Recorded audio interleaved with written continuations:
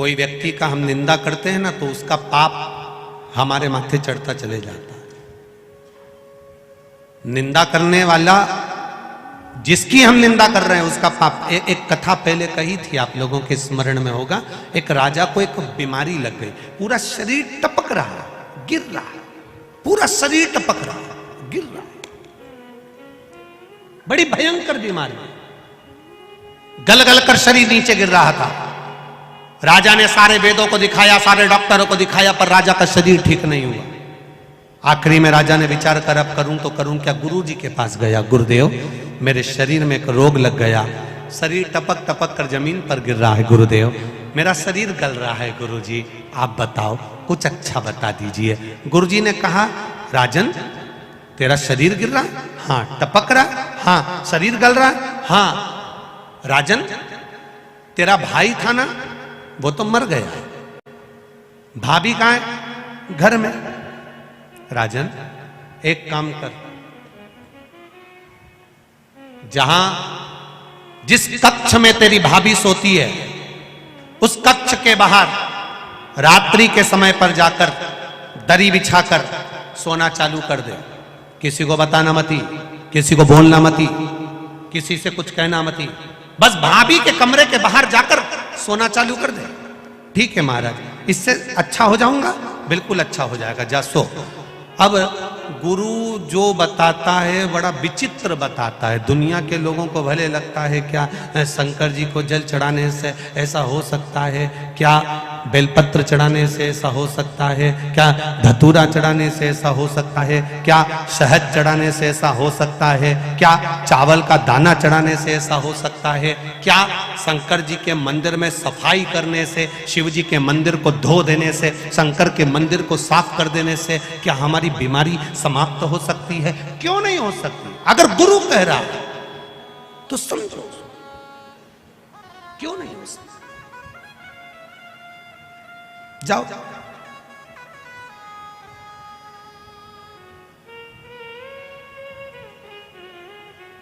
अब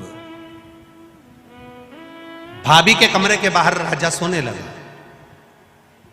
15 दिन निकले, 16वें दिन एक दासी ने, एक नौकरानी ने, एक सेविका ने देख लिया। उसने दूसरी दासी से कहा, वो राजा कितना खोड़ला है, भाभी के कमरे में जाके सोता है, बेचारे उसका पति मर गया, उसके कमरे में जाकर सोता है। भाई मर गया और राजा भाभी के कमरे में जाकर सो रहा है। एक दासी ने दूसरी से कहा, दूसरी ने तीसरी से कहा, तीसरी ने चौथी से कहा, चौथी ने पांचवी से कहा।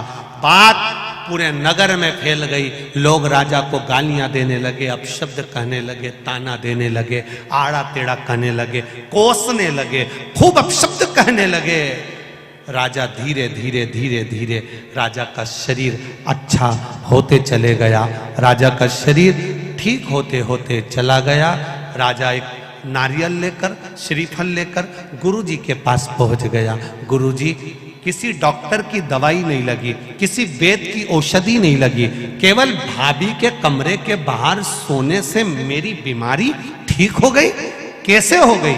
गुरुजी ने कहा, राजा तेरा पाप बहुत बढ़ गया था, उस पाप को समाप्त करने के लिए तेरी निंदा करवाना प्रारंभ करी, तेरी बुराई करवाना प्रारंभ करी। दुनिया के लोगों ने जब तुझे गाली देना चालू करा, अपशब्द कहना चालू करा, बुराई करना चालू करा, निंदा करना चालू करा, तो तेरा रोग, तेरी बीमारी अपने आप समाप्त हो गई। तेरा रोग मिट गया, तेरी बीमारी समाप्त।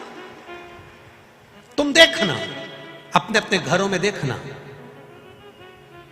बहू का घुटना दुख है, बहू की कमर दुख है, बहू की पीठ दुख है, बहू का सिर दुख है, बहू का हाथ दुख है, बहू का पांव दुख है, और 70 साल 80 साल की डोकरी का कुछ नहीं दुख है।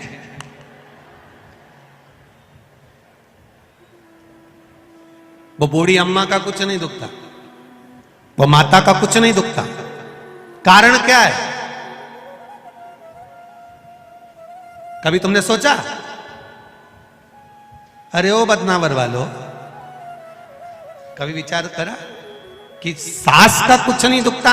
सवेरे 4 बजे 5 बजे उठती, झाड़ू लगा लेती, दांत अभी तक जोरदार, चना भी खा जाती, और तू देखे तो 2-3 बार तो कुल्ला करके आती।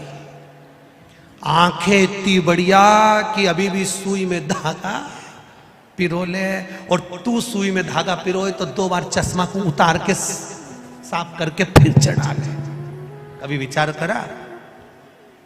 सुबह 4 बजे से घर की बुजुर्ग मां काम में लग जाती है। 4 बजे से गोबर, झाड़ू, बर्तन, ये वो करते करते करते करते सवेरे जल्दी नहा नुहा के मंदिर जाके फिर आके काम में लग जाए। रात को सोते सोते तक भी कोई काम बता दे तो वो काम कर दे। मेहमान आए पानी पिला दे, रोटी बना दे, सब्जी बना दे, खिला खिलू के नची।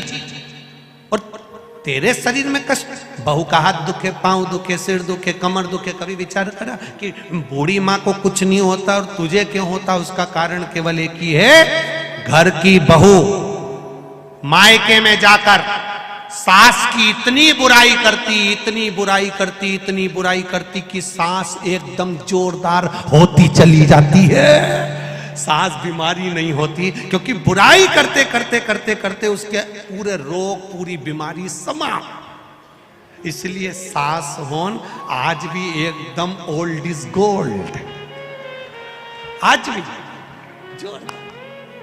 अब मेरा बहुओं से निवेदन है, सास को जल्दी निपटाना है तो बुराई बिल्कुल मत करो। तुम जितनी जितनी बुराई करोगे ना, सास उतनी जोरदार खजूर वाली चोटी बना के, हार वार पहन के, झामर झुमका पहन के चलेगी। और तुम बुराई करना बंद कर दोगे तो सास भी धीरे धीरे धीरे धीरे धीरे धीरे फिर पलंग पे मिलेगी। अगर तुम जितनी बुराई करोगे उतनी वो रसोई घर में मिलेगी। जल्दी निपटाना है तो बुराई करना बंद।